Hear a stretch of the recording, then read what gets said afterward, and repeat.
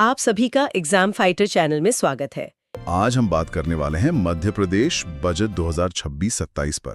और हमारा मकसद सिर्फ आंकड़े देखना नहीं है, बल्कि ये समझना है कि ये एमपीपीएससी प्रीलिम्स 2026 के लिए इतना महत्वपूर्ण क्यों है। बिल्कुल, क्योंकि ये विषय सिर्फ करंट अफेयर्स नहीं है। ये जीएस पेपर 1 की यूनिट 3 और यूनिट 5 मतलब मध्य प्रदेश का भूगोल और अर्थव्यवस्था दोनों का आधार है। हाँ, और पिछले सालों में हमने देखा है कि बजट आवंटन और नवीन योजनाओं पर सीधे सीधे तथ्यात्मक प्रश्न पूछे गए हैं। और 2026 के लिए तो डेटा आधारित और योजनाओं के शुरू होने के वर्ष से जुड़े सवालों की संभावना बहुत ज्यादा है। सही बात है। और हम जो भी जानकारी यहाँ दे रहे हैं उसका स्रोत नवीनतम आर्थिक सर्वेक्षण और बजट 2026-27 के सरकारी आंकड़े ही हैं। तो जैसा कि आप देख सकते हैं, ये टॉपिक भूगोल, अर्थव्यवस्था और समसामयिक घटनाक्रम तीनों से जुड़ा हुआ है। चलिए तो फिर बजट पर एक नजर डालते हैं।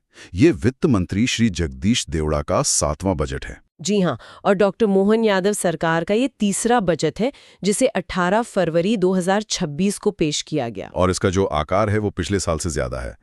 परीक्षा के लिए सबसे जरूरी आंकड़ा क्या होगा? सबसे महत्वपूर्ण आंकड़ा है 4,38,317 करोड़।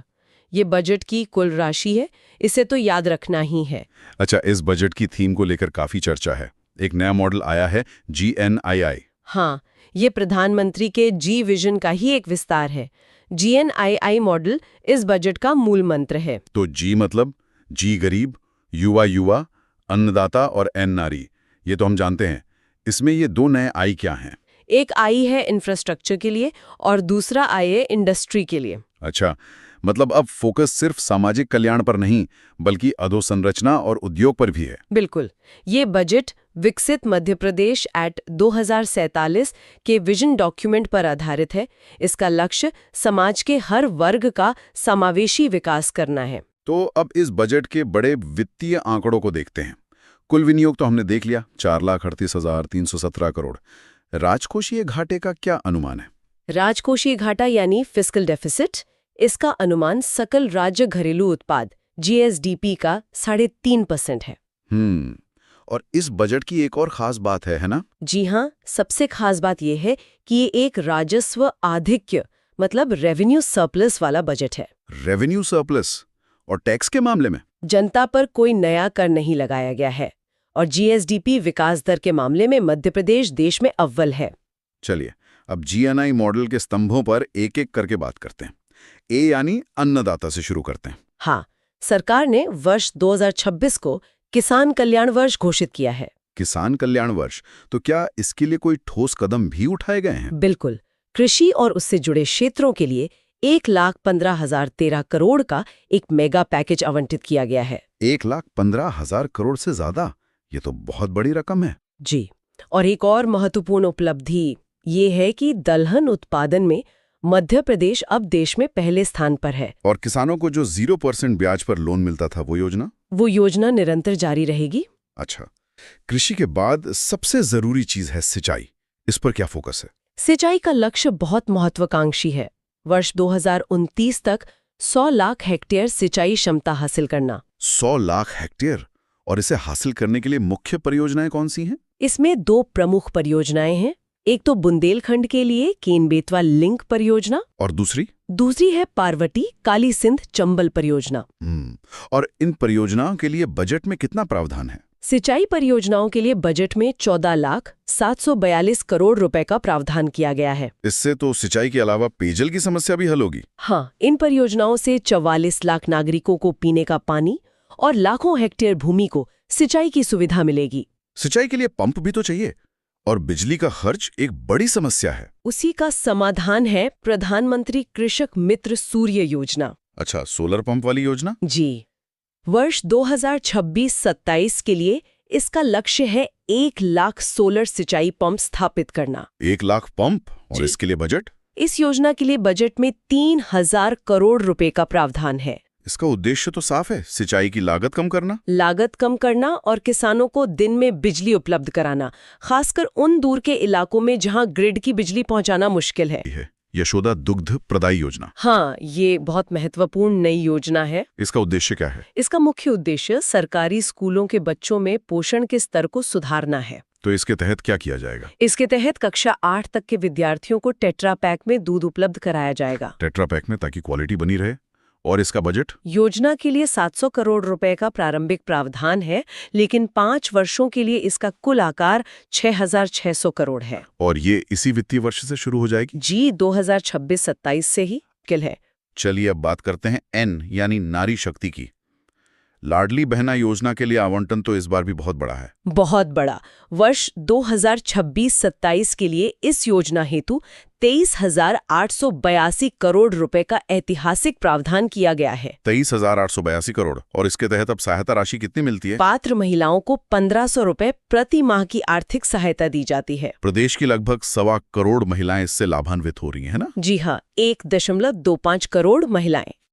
और इसका एक और बड़ा लक्ष्य है। वो क्या है? स्वयं सहायता समूहों मतलब SHG के माध्यम से महिलाओं को लखपति दीदी बनाना। अच्छा, तो सिर्फ सहायता नहीं बल्कि आर्थिक रूप से सशक्त भी बनाना। बिल्कुल, तो मुख्य आंकड़े हैं। लाभार्थी 1.25 करोड़, बजट 23,882 करोड़, मासिक सहायता 1,500 रुपए और लक्ष्य लखपति दीदी। इस वजह अब आते हैं वाई यानी युवा पर। युवा कल्याण और रोजगार सृजन के लिए क्या घोषणाएं हैं? शासकीय भर्तियों के अंतर्गत स्कूल शिक्षा विभाग में 15,000 शिक्षकों की नियुक्ति प्रक्रिया चल रही है। 15,000 शिक्षक? और पुलिस विभाग में? पुलिस विभाग में 22,500 पुलिसकर्मियों की भर्ती की घोषणा की गई है। और स्वास्थ्य विभाग में भी भर्तियां हैं? हाँ, स्वास्थ्य विभाग में 3,850 चिकित्सकों की भर्ती होगी और नर्सिंग अधिकारी के भी 1,256 पद भरे जाएंगे। ये तो ही सरकारी नौकरियां। कौशल विकास के लिए क्या है? कौशल विकास के लिए भोपाल में ग्लोबल स्किल पार्क का विस्तार किया जाएगा। मतलब सरकार निजी क्षेत्र में निवेश के जरिए भी रोजगार पैदा करने पर ध्यान दे रही है। शिक्षा के इंफ्रास्ट्रक्चर पर भी जोर है, खासकर पीएम कॉलेज ऑफ एक्सीलेंस पर। हाँ, ये एक बहुत बड़ी पहल है। अब प्रदेश के हर जिले में एक प्रधानमंत्री कॉलेज ऑफ एक्सीलेंस की स्थापना की जाएगी। हर जिले में एक? और स्कूली शिक्षा के लिए पीएम श्री योजना के तहत 799 विद्यालयों का उन्नयन किया जाएगा। और सीएम राइस स्कूल, विश्व स्तरीय सुविधाओं वाले सीएम राइस स्कूलों के लिए भी बजट में प्रावधान किया गया है। अनुसूचित जनजाति के विद्यार्थियों के लिए? एसटी वर्ग के विद्यार्थियों की छात्रवृत्ति योजनाओं के लिए 986 करोड़ का प्रस्ताव है। चलिए अब स्वास्थ्य क्षेत्र की बात करते हैं। इसके लिए कुल कितना आवंटन है? स्वास्थ्य क्षेत्र के लिए कुल 23,747 करोड़ का आवंटन किया गया है। इसमें नए मेडिकल कॉलेज खोलने की भी योजना है ना? जी, धार, बैतूल, पन्ना, भिंड, मुरैना जैसे जिलों में पीपीपी मॉडल पर नए मेडिकल कॉलेज खोले जाएंगे। इससे तो एमबीबीएस सीटों की संख्या काफी बढ़ जाएगी। हाँ, सीटों की संख्या 2,275 से बढ़कर 2,850 से भी ज्यादा हो गई है। और आयुष्मान भारत योजना का क्या? आयुष्मान भारत योजना के तहत 4 करोड़ से ज्यादा कार्ड जारी किए जा चुके हैं और अब 70 वर्ष से अधिक आयु के वरिष्ठ नागरिकों को भी विशेष लाभ दिया जा रहा है। अब आते हैं ज्ञानी मॉडल के नए आई पर। पहला आई, इंफ्रास्ट्रक्चर। सड़कों के लिए एक नए मॉडल की बात हो रही है, हाइब्रिड एन्युटी मॉडल। ये क्या है? हाँ, ये एक नवाचार है। उच्च गुणवत्ता वाली सड़कों के लिए हाइब्रिड एन्युटी मॉडल यानी हैम को अपनाया गया है। और सड़कों और पुलों के निर्माण के लिए कुल बजट कितना है? इसके लिए 12,690 करोड़ रुपए का प्रावधान है। ग्रामीण क्षेत्रों की सड़कों के लिए भी कोई खास योजना है? हाँ, संपर्क विहीन बसाहटों के लिए मुख्यमंत्री मजरा टोला सड़क योजना लाई गई है, जिसका कुल आकार 21,630 करोड़ रुपए है। अच्छा, और गड्ढा मुक्त अभियान पर भी जोर है? जी, सड़कों के नवीनीकरण पे भी विशेष जोर दिया गया है। अब बात नगरीय विकास की। मेट्रो परियोजना कहां तक पहुंची है? भोपाल और इंदौर मेट्रो का ट्रायल रन पूरा हो चुका है और अब कमर्शियल ऑपरेशन की तैयारी है। और पीएम ई बस सेवा? इसके तहत 6 शहरों में इलेक्ट्रिक बसें चलाई जाएंगी, जिसके लिए 972 बसें स्वीकृत की गई हैं। मतलब शहरी परिवहन को आधुनिक बनाया जा रहा है। बिल्कुल। और इंदौर और भोपाल में मेट्रोपॉलिटन रीजन डेवलपमेंट अथॉरिटी का भी गठन किया जाएगा। एक नई द्वारका नगर योजना की भी बात है। हाँ, शहरी अधोसंरचना विकास के लिए ये योजना शुरू की जाएगी, जिसमें 5,000 करोड़ का निवेश लक्ष्य है। अब आते हैं दूसरे आय पर, यानी इंडस्ट्री पर। जी, वर्ष 2025 को उद्योग और रोजगार वर्ष के रूप में मनाया गया था। उसी गति को आगे बढ़ाया जा रहा है। तो क्या नई योजनाएं हैं? प्रदेश में 48 नए औद्योगिक पार्क विकसित करने की योजना है 48 नए और पार्क्स। औद्योगिक corridor Indore Pithampur economic corridor और बुंदेलखंड औद्योगिक कॉरिडोर का विकास किया जाएगा। ग्वालियर आगरा कॉरिडोर पर भी काम होगा। रीजनल इंडस्ट्री कॉन्क्लेव का भी जिक्र है। हाँ, इसके माध्यम से अलग अलग अंचलों में निवेश को प्रोत्साहित किया जा रहा है।